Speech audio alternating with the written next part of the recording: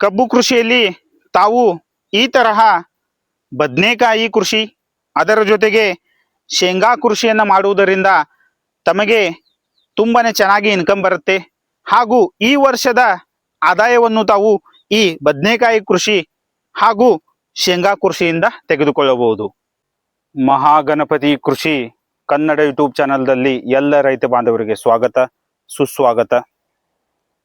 ಕಬ್ಬು ಕೃಷಿಯಲ್ಲಿ ಯಾವ ತರಹ ನಾವು ಅಂತರ್ ಬೆಳೆಯನ್ನು ತೆಗೆದುಕೊಳ್ಳಬೇಕು ಹಾಗೂ ಅದರ ಜೊತೆಗೆ ಯಾವ ಅಂತರ್ ಬೆಳೆ ಬೆಳೆಸುವುದರಿಂದ ನಮಗೆ ಲಾಭಗಳು ಉಂಟಾಗ್ತವೆ ಅದರ ಬಗ್ಗೆ ಚರ್ಚೆಯನ್ನು ಇವತ್ತು ಮಾಡೋಣ.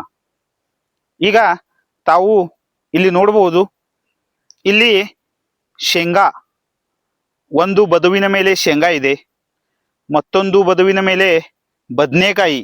ಈ ತರಹ ಕಬ್ಬು ಕೃಷಿಯಲ್ಲಿ ಈ ತರಹ ಅಂತರ್ ಬೆಳೆಯನ್ನ ರೈತ ಬಾಂಧವರು ತೆಗೆದುಕೊಂಡಿದ್ದಾರೆ.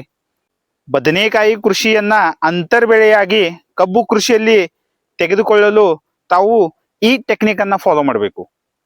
ಒಂದು ಬದು ಬಿಟ್ಟು ಮತ್ತೊಂದು ಬದುಗೆ ತಾವು ಬದನೆಕಾಯಿಯನ್ನ ಹಚ್ಚಬೇಕು.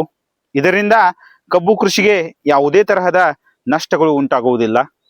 ಹಾಗೂ ಅದರ ಜೊತೆಗೆ ಈ ತರಹ ತಾವು ಶೇಂಗಾ ಅಥವಾ ಅವರೆಕಾಯಿ ಅಥವಾ ಬೇರೆ ಯಾವುದು ದ್ವಿದಳ ಇರುವ ಯಾವುದು ಬೆಳೆಯನ್ನು ತಾವು ಈ ತರಹ ತೆಗೆದುಕೊಳ್ಳಬಹುದು. ಇಲ್ಲಿ ತುಂಬಾನೇ ಮಹತ್ವವಾದದ್ದು, ಒಂದು ಬದುವಿನ ಮೇಲೆ ತಾವು ಯಾವುದೇ ತರಕಾರಿ ಬೆಳೆಯನ್ನ ತೆಗೆದುಕೊಳ್ಳಬಹುದು ಹಾಗೂ ಮತ್ತೊಂದು ಬದುವಿನ ಮೇಲೆ ದ್ವಿದಳ ಇರುವ ಯಾವುದೂ ಬೆಳೆಯನ್ನ ತಾವು ತೆಗೆದುಕೊಳ್ಳಬೇಕು. ಇದನ್ನ ತಾವು ಗಮನದಲ್ಲಿ ಇಟ್ಟು ಈ ತರಹ ತಾವು ಕೃಷಿಯನ್ನ ಮಾಡಬೇಕು. 2 ತಿಂಗಳು ಮೊದಲು ತಾವು 4 ಫೂಟ್ ಸಾಲುಗಳನ್ನ ಬಿಡಬೇಕು.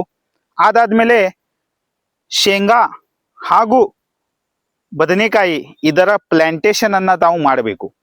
2 ತಿಂಗಳು ಆದ್ಮೇಲೆ ತಾವು ಕಬ್ಬಿನ ಸಸಿಗಳನ್ನ ಈ ತರಹ ಸಾಲಿನಲ್ಲಿ ಹಚ್ಚಬೇಕು. ಯಾವಾಗ ಕಬ್ಬಿಗೆ ಮಣ್ಣನ್ನ ಏರಿಸ್ತೀವಲ್ಲ, ಮಣ್ಣನ್ನ ಹಚ್ತೀವಲ್ಲ, ಆ ಟೈಮ್ದಲ್ಲಿ ಬದನೆಕಾಯಿ ಉತ್ಪಾದನೆಯನ್ನು ನಾವು ತೆಗೆದುಕೊಂಡಿರ್ತೀವಿ ಹಾಗೂ ಶೇಂಗಾದ ಉತ್ಪಾದನೆಯು ನಮಗೆ ಬಂದಿರುತ್ತೆ. ಈಗ ಕಬ್ಬಿಗೆ ಮಣ್ಣನ್ನು ಹಚ್ಚುವ ಪ್ರಕ್ರಿಯೆಗೆ 3 ರಿಂದ 4 ತಿಂಗಳು ಬೇಕು.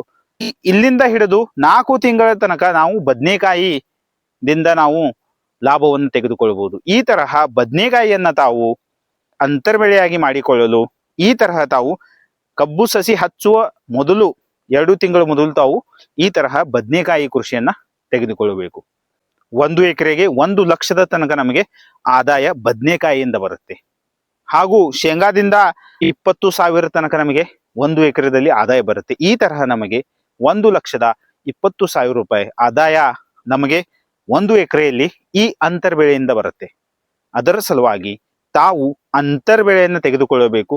ಇದರಿಂದ ನಮ್ಮ ಕಬ್ಬು ಕೃಷಿಯ ಮೇಲಿನ ಖರ್ಚು ಕಡಿಮೆ ಆಗತ್ತೆ ಹಾಗೂ ನಮ್ಮ ಆದಾಯವು ಹೆಚ್ಚಾಗತ್ತೆ. ಈ ವರ್ಷ ನಾವು ಈ ಕಬ್ಬು ಸಸಿಯನ್ನು ಹಚ್ಚಿದೀವಿ. ಈ ಕಬ್ಬು ಸಸಿ ಕಟಾವು ಆಗಲು 1 ವರ್ಷ ಬೇಕು. ಈ 1 ವರ್ಷದ ಇನ್ಕಮ್ ನಾವು ಬದನೆಕಾಯಿ ಮತ್ತು ಶೇಂಗಾದಿಂದ ತೆಗೆದುಕೊಳ್ತೀವಿ. ನೆಕ್ಸ್ಟ್ ಇಯರ್ ಅಲ್ಲಿ ನಮಗೆ ಕಬ್ಬಿನಿಂದ ಇಳುವರಿಯೂ ಬರುತ್ತೆ. ಈ ತರಹ ಇನ್ಕಮ್ ಕಂಟಿನ್ಯೂ ಆಗ್ಬೇಕಂದ್ರೆ ಈ ತರಹ ತಾವು ಅಂತರ್ ಬೆಳೆಯನ್ನ ತೆಗೆದುಕೊಳ್ಳಬೇಕು. ಇದರಿಂದ ತಮಗೆ ತುಂಬಾನೇ ಚೆನ್ನಾಗಿ ಲಾಭಗಳು ಆಗ್ತವೆ. ಈಗ ಭೇಟಿ ಆಗೋಣ ನೆಕ್ಸ್ಟ್ ವಿಡಿಯೋದಲ್ಲಿ.